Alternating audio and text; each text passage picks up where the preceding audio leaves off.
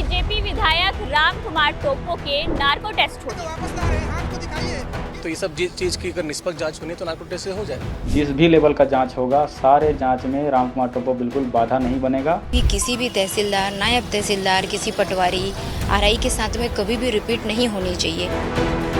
तो कब तक रहेंगे हड़ताल? तो हम लोग देते हैं, जर्जात देते हैं, रुपये पैसे किराया देकर यहाँ आते हैं दादा, और फिर चले जाएंगे, कल फिर मांगने जाएंगे, फिर देंगे तो फिर आएंगे। यही मुद्दा तो रहे माता पिता का बीजेपी विधायक रामकुमार टोप्पो के नार्को टेस्ट होती ए मामला में नवा मोड़ आगे हवे। उन्हें नायब तहसीलदार यानी कि तुषार मानिका बीजेपी विधायक रामकुमार टोप्पो के नार्को टेस्ट के मांग करे हवे।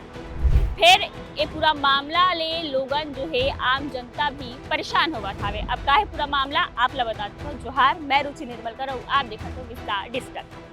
27 मई के एक मामला आगू आई रही जेमा बीजेपी विधायक यानी कि रामकुमार टोप्पो पर यह आरोप लगी रही कि ओहा नायब तहसीलदार तुषार मानिक के संग मारपीट करे हवे।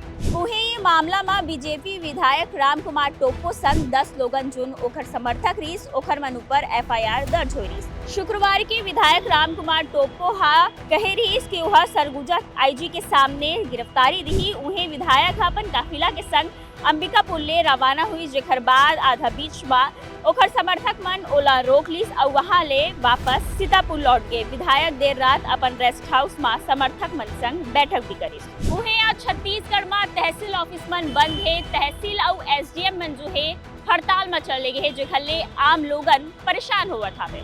देखिए, इस वक्त की सबसे बड़ी जो खबर ये है कि पूरे मामले में जो पीड़ित नायब तहसीलदार हैं उन्होंने नार्को टेस्ट कराने की मांग कर दी है। नार्को टेस्ट विधायक की मांग कर रहे हैं कि उनका नार्को टेस्ट किया जाए, क्योंकि उनका कहना है कि मैंने मारपीट नहीं किया है, मेरे समर्थकों से विवाद हुआ है। और इसके बाद अब देखिए यहाँ पर जो धरना प्रदर्शन है, छत्तीसगढ़ राजस्व निरीक्षक संघ और छत्तीसगढ़ कनिष्ठ प्रशासनिक सेवा संघ के जो पदाधिकारी हैं, जो तहसीलदार हैं, नायब तहसीलदार हैं, ये तमाम लोग अंबिकापुर का जो कला केंद्र मैदान है यहाँ पर धरने में बैठ चुके हैं। नार्को टेस्ट की क्या जरूरत पड़ रही है?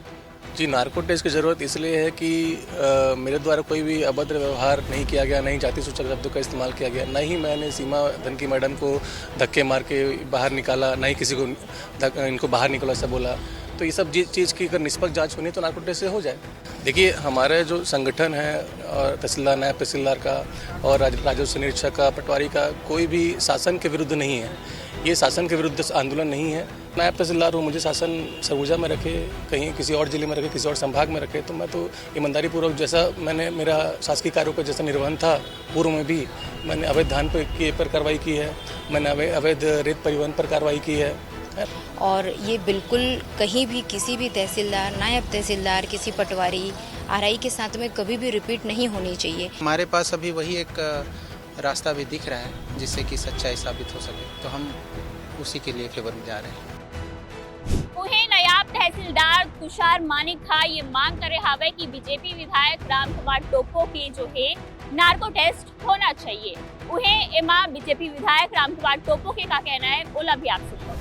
हमने इस मामले में शुरू से ही कहा है कि हम निष्पक्ष जांच में पूरा सहयोग कर रहे हैं, पुलिस का पूरा सहयोग कर रहे हैं। जो भी जांच होगा इसमें वो तमाम जांचें जो भी मांग होता है वो सभी जांच हों और निष्पक्ष जांच हो। हम जांच में बिल्कुल कहीं पर ना सहयोग करने वाला विषय ही नहीं है, हम पूरा सहयोग करेंगे। नार्को टेस्ट देने के लिए तैयार है अगर ऐसी बात आती है? मेरा ये कहना है कि कोई भी जांच हो, चाहे पुलिस का या जिस भी लेवल का जांच होगा, सारे जांच में रामकुमार टोप्पो बिल्कुल बाधा नहीं बनेगा, सारे जांच में पूरा सहयोग करेगा।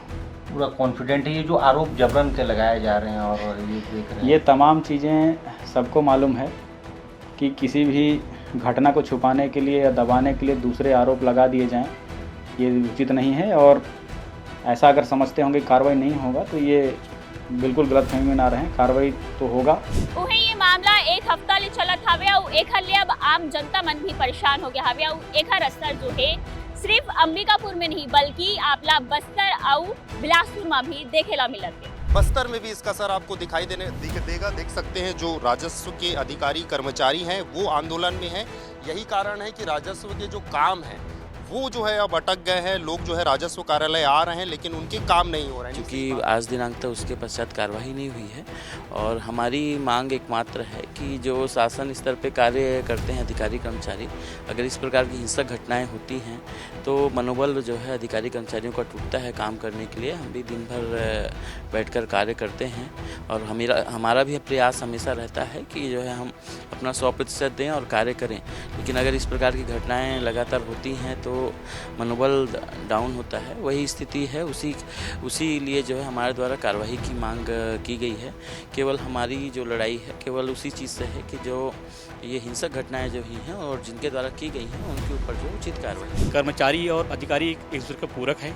अगर ऐसे में किसी की प्रकार का कोई अधिकारी के साथ अमान्य व्यवहार होता है तो सभी राजस्व कर्मचारियों को एक क्षति होती है और एक मनोबल टूटता है। एक दिन का प्रदर्शन है, चलेगा जब तक अगर किसी अधिकारियों की कार्रवाई नहीं होता है या किसी दोषियों के खिलाफ कार्रवाई नहीं होता है तब तक हम कर्मचारियों का समर्थन करते रहेंगे। अगर मांग पूरा नहीं होता तो पूरे छत्तीसगढ़ के प्रदेश लिपिक राजस्व कर्मचारी संघ पूरे आंदोलन करने में बाध्य होंगे।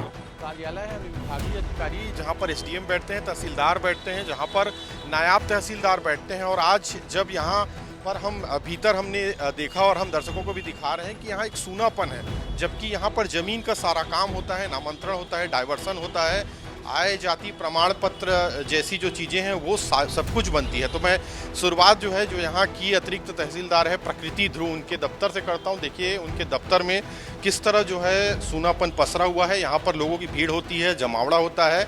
मैडम यहाँ बैठती हैं, देखिए आज वो नहीं है, लिहाजा समर्थन में है। जो केबिन है वो विनीता शर्मा का है, जो नायब तहसीलदार है, कार्यपालिक दंडाधिकारी हैं।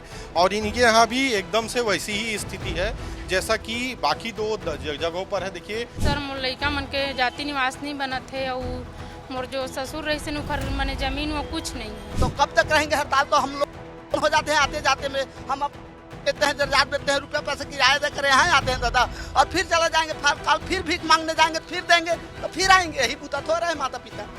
रतनपुर सिंघरी से आया हूँ, या 22 किलोमीटर है यहाँ से बिलासपुर से। अरे क्या बताएं, रोजी रोटी करने वाले हैं, मेहनती हैं, मेहनत नहीं कर पाते, पेट को नहीं भर पाते, आते हैं यहाँ अपने कर्ज छुपाने, दर्द छुपाने, बस। अब ये पूरा मामला में टंकराम वर्मा और सीएम साई के क्या कहना है, ओला भी आप सुन लो। सीतापुर की घटना है और इनका जो संघ है तहसीलदार नायब तहसीलदार संघ का, तो इसमें हमारे सचिव जो है इन लोगों से बात कर रहे हैं, समाधान निकल जाएगा। चर्चा चल रही है, उसमें समाधान हो जाएगा। अब नार्को टेस्ट में क्या सामने आई है तो देखे वाले बात हुई। फिर तहसील और एसडीएम की हड़ताल में चले जाए ले आम जनता मन परेशान होवत है। अब इमा अपन की कार है कमेंट करके जरूर बताओ। जय जवाहर।